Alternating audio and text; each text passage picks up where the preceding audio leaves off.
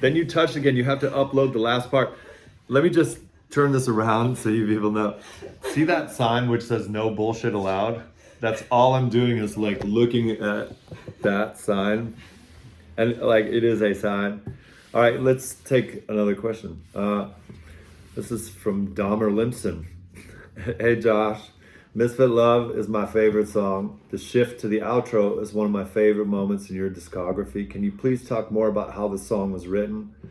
What was the first riff you had for it? And what did you have in mind while constructing that outro? This is also one of my favorite Queen's songs because I just, the job is to make something that you really love.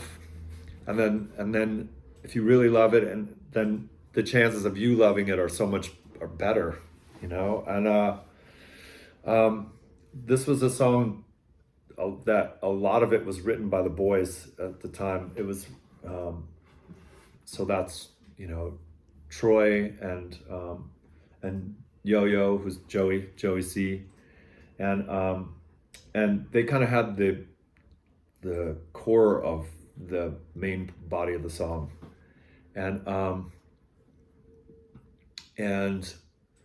Chris Goss did that opening, that opening keyboard that goes brrr, it sounds like a tugboat in the night in the fog, and it was so loud. It was so loud. It was recorded at Cherokee Studios, which is a place that Bowie famously did a bunch of records, and it was the very last record there before they destroyed the place. And so we had a run of the place, and it was loud, and it was just covered in Queen's stuff and personality. It was just a very wild experience. And that song is so grooving. And when I hear that song, I think, God, I want to be in that band. I want to be that song. So in talking about, it was Troy that had the things he's playing, and I just came up with this pattern that I'm playing, and it just is so grooving. And for some reason, lyrically, it reminded me of that drive. I've written a lot about the drive from LA to the desert, because I made that drive so many times myself. But it felt natural with the song to write about leaving the desert and going to the big city.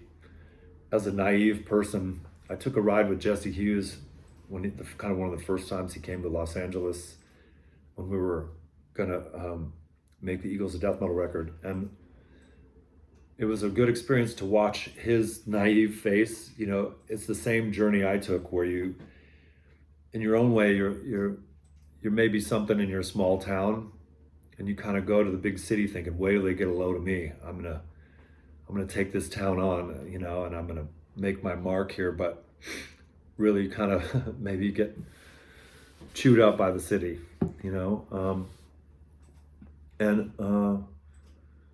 so that's that lyrical bent of, thinking you're pretty hot shit in your small town, but then coming to the big city and realizing there might be a million of you already there.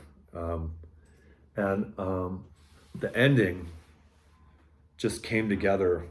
It's one of those moments that I'm really proud of, where it's just moving at the speed of inspiration, with all the band members saying, what about this? What about this? And those moments are really exciting, because when they happen, you're kind of bouncing around saying, you're chasing it and it's close.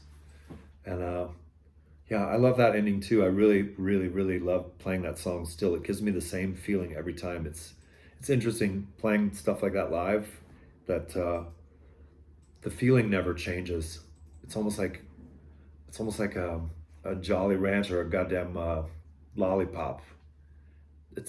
You take a lick, it's still the same flavor, and so it's really nice to access that feeling. That playing that song live makes me feel like, yeah, man. It makes me feel proud. It's kind of cool, actually. I love that feeling. Anyways, I'll fucking move on.